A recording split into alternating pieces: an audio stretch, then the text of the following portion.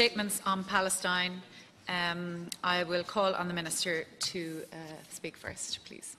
I'm first to speak. Great. I thank the House for having the opportunity to speak here today on this important subject that means a lot to me. We began debating this bill in January, and I appreciate that the action of Senator Black and other senators in facilitating a 6-month adjournment was helpful in terms of the context of this bill. The Senate will conclude its debate today, so I'm happy for the time that's being made available for statements on Palestine, allowing us to further discuss the issues at play. The Middle East peace process has been a priority for me personally since I took up the role of Minister for Foreign Affairs and Trade. In fact, I think it would be true to say that after Brexit and other EU-related matters, the Middle East peace process has certainly taken up more of my time than anything else. I've been to the region 3 times. I've been to Egypt, to Jordan, to Cyprus, to Ramallah 3 times, Jerusalem 3 times, and Tel Aviv twice. And I will continue to visit that region and try to do everything I can to ensure that Ireland can influence the political debate and indeed the decisions that are being made to try and alleviate the tragedy and the injustice that continues. I believe that Ireland can play a positive role on the Middle East peace process in working towards an agreed solution to that conflict, with 2 states, Israel and Palestine, living side by side in peace and prosperity. I'm convinced that this is the outcome which is in the best interests of both Israeli and Palestinian peoples, 2 peoples with which Ireland enjoys a long-standing relationship with, and indeed a friendship with. I made clear in January that I fully respected the motives and intentions of the proponents and supporters of this bill. I reject and have publicly opposed attempts in other jurisdictions to demonise people who sincerely support this political approach, and I will continue to do so. Sadly, the intervening months have only increased the sense of frustration which many people feel about the Middle East peace conflict. The sense of helplessness and deep sense of injustice that so many Irish people hold towards the plight of Palestinians has intensified in recent months, and for good reason. The unacceptable shootings of demonstrators in Gaza and the attempted demolition this very week of homes of vulnerable Palestinian Bedouin have led to a strong feeling that we must do more from an Irish perspective. This is a feeling with which I agree. I also agree that settlements are now at the heart of the conflict and should be a particular focus for action. However, speaking on behalf of the government, I am unable to agree that this bill is the right way forward. And I want to set out carefully for the Seanad why I believe that this is so. There are 3 broad reasons: legal, political, and in terms of practical effect. The overriding point which frames the government's view is that the bill asks the state to do something which we do not have in our power. Ireland is part of a single unified EU market. External trade policy, that is, trade by third countries into the EU, as well as trade between the EU member states, is an exclusive competence of the European Union. We are not in a position to raise a barrier and declare that goods legally available elsewhere in the EU cannot be brought into Ireland for sale. There are some other legal difficulties with the bill, but I will leave those aside for now, because this is the essential point. It does not concern just how the legislation is framed or drafted, but the very ability of Ireland to enact such legislation within EU rules. Passage of this bill would therefore be a breach of European law and expose Ireland potentially to legal action by the European Commission or by affected individuals, and potentially also to fines and damages which could continue as long as the bill remained in force. This is not a course that any government could support.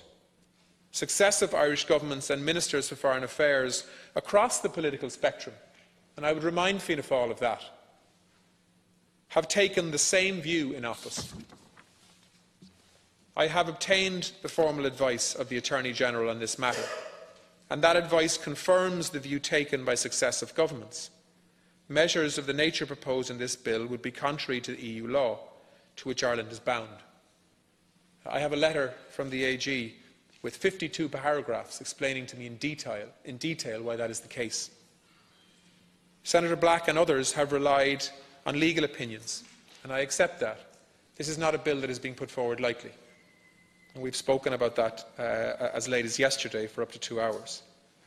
And those legal opinions argue that a national ban is in fact possible under EU law, invoking certain exceptions.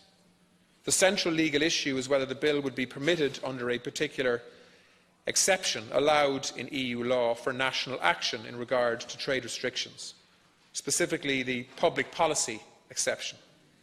I am advised that the European Court of Justice has shown in previous cases that it will not allow this term to be interpreted so broadly as is being suggested by supporters of the bill, and that consequently this exception could not be relied on to defend the bill. For all these reasons, the Government remains clear that a ban against settlement products could only be successfully adopted at EU level. And of course we would give full and due consideration to any proposals that come forward at an EU level. In fact, Ireland actively contributes to that debate. The political effects of the bill are also a key consideration, perhaps the most important actually. Ireland is a small state, far from the region, but has a strong voice and a greater influence on the Middle East issues generally, at a UN and in particular at an EU level, than our size alone would justify.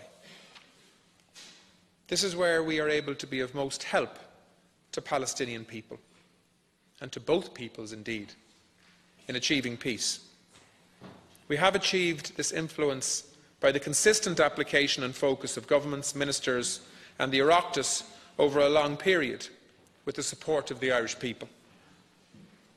But it is and has always been a matter for careful and sober judgment. If we get too far out in front of the consensus, then perhaps we cease to shape it. If we allow ourselves to be discounted in the calculations that other states make about where the centre of gravity is on these issues, well then perhaps we cease to shape that centre of gravity. I am in no doubt, from my experience of discussions on this issue at EU level, that a unilateral move by Ireland on this matter would weaken our ability to influence overall EU policy and not strengthen it. There are, in the current climate, several EU governments who are much less supportive of the Palestinian cause than we in Ireland are. We spend a great deal of effort in Brussels, in New York, in Geneva, arguing for a common EU policy on the Middle East. A position on which the EU can agree may fall short of our highest ambitions, but it also ensures that important norms around the final status issues and the two-state solution continue to have a powerful and united global advocate. Minister, can I just interject for one moment? I'm so sorry to interrupt you, but I just want to clarify, because we're having statements on Palestine now, and then the bill is directly afterwards. Are you making a statement now?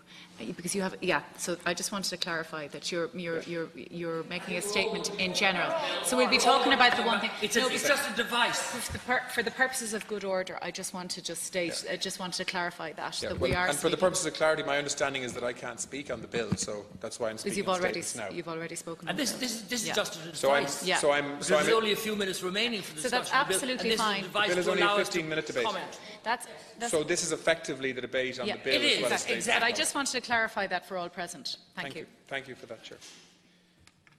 Ireland has been a successful advocate for EU efforts on the Middle East, including on settlements. Ireland played a central role in achieving many of the EU measures on settlements, such as product labelling guidelines. There is also a differentiated tariff at EU level for goods coming from settlements as to coming from Israel. We were amongst the first advocates of a policy emphasis on differentiation between Israel and settlements, which has now come to be embodied in many EU measures, and we are continuing to advocate for such actions. Like many here today, I am frustrated that the growth of settlements has not stopped, but I am proud that Ireland has been a consistent and influential advocate in support of Palestinians. My fear is that if Ireland were to adopt the course of action in this bill, we would be choosing instead to be a principled voice in the wilderness, satisfied in the righteousness of our course, but largely unable to influence the real action. And that is my biggest concern in relation to this legislation. And I'm asking the House to listen to me on this. I have spent hours trying to build relationships with people who will be involved in decision-making that can bring about peace. Palestinians, Americans, Israelis and others in Jordan, in Egypt, in Cyprus and many other neighbouring countries. And my fear is that the consequence of Ireland taking a significantly different position to everybody else in the European Union, in fact virtually everybody else in the world, all of a sudden undermines my capacity to be seen as somebody who both sides can at least talk to, even though I clearly advocate strongly for Palestinians all the time. And that is a real fear. And it's not something I'm saying out of convenience because this is an awkward piece of legislation or because I'm being heavily lobbied. It is because I care about this issue as a foreign minister. I've spent a huge amount of my time on it, and I want Ireland to be at the centre of these discussions, where they matter, and where we can help a vulnerable and exposed community of Palestinians who are part of a deep injustice that has lasted for decades. And we think we are, by passing this bill, and I suspect it will pass today, we think we are striking out in solidarity with Palestinians, and we are. That's how this will be seen. But a week later, where will be an Irish Minister for Foreign Affairs in terms of the relationships that we have worked so hard to build up over the last 12 months? And I've spent a lot of taxpayers' money funding me to travel to try to do that. All because we are trying to help Palestinians, to try to ensure that teenagers in Gaza are no longer being shot dead. Well, it is. We are, and let me talk a little about that, a bit about that, because I believe it has the potential to influence. I will also reiterate a point I made here in January about what Ireland can do to be of practical help to Palestinians, in ways which perhaps make fewer headlines than this bill does, but in a way that will really change things on the ground. I have invested a great deal of time and effort in the last year in establishing relationships with both Israeli and United States governments on Middle East issues, despite our very different views on these matters a lot of the time. In relation to the overall peace process, I am realistic about the chances of success, but I believe absolutely that we have to use all the possible influence that we can bring to bear.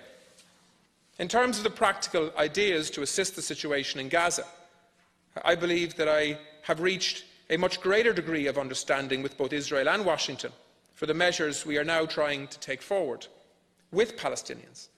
Ireland is committed to developing a solar energy project to alleviate energy shortages in Gaza. We're going to spend €10 million on that.